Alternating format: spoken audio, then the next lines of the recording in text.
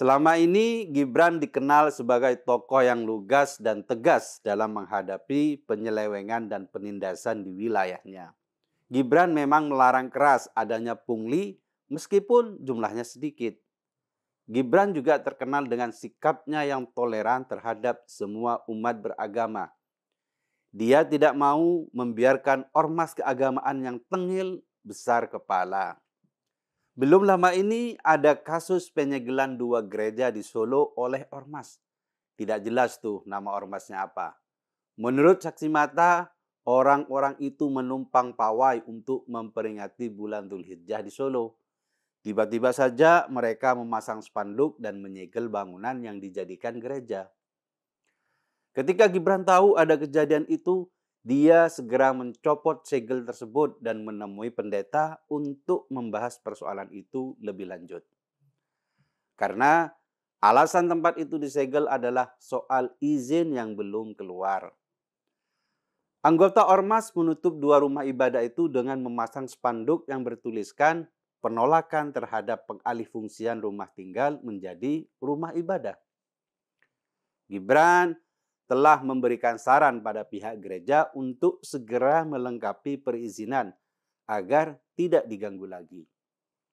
Soal melakukan ibadah di lokasi itu tidak masalah dan boleh dilanjutkan. Menurut Gibran, penolakan seperti itu tidak boleh terjadi karena Solo mendapat predikat kota paling toleran nomor 4 di Indonesia. Predikat seperti itu harus dipertahankan.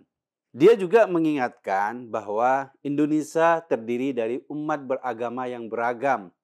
Umat beragama berhak mendapatkan rasa aman dalam beribadah. Karena Solo adalah kota yang berbineka dan ramah terhadap semua umat beragama. Apa yang ditampilkan oleh Gibran ke publik itu adalah sebuah contoh pemimpin yang peduli pada rakyatnya. Jika saja semua pemimpin daerah punya kepedulian dan keberanian seperti Gibran, maka masalah mendirikan rumah ibadah di Indonesia bakal selesai. Karena para pemimpin seperti itu mengayomi dan mengajak semua pihak untuk bermusyawarah.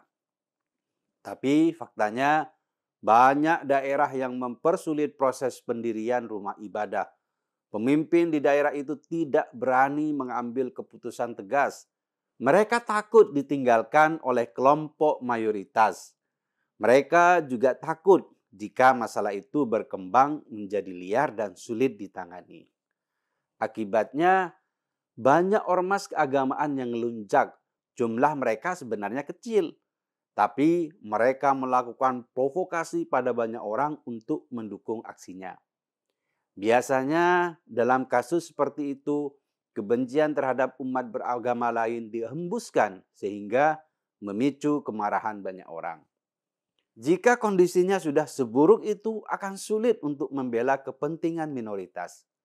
Biasanya pemerintah pusat sampai harus turun tangan untuk menyelesaikannya. Padahal persoalan seperti ini seharusnya selesai di tingkat pemerintah daerah. Kalau perlu tidak harus sampai ke gubernur ataupun wali kota, tapi cukup camat dan kepala desa yang menyelesaikannya.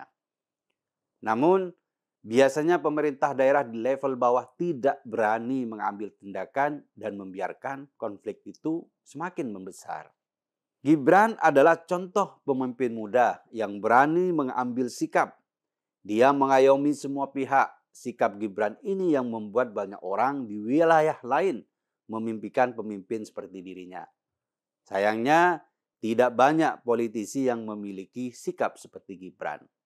Yang membuat Gibran berbeda adalah pola perekrutannya sebagai pemimpin.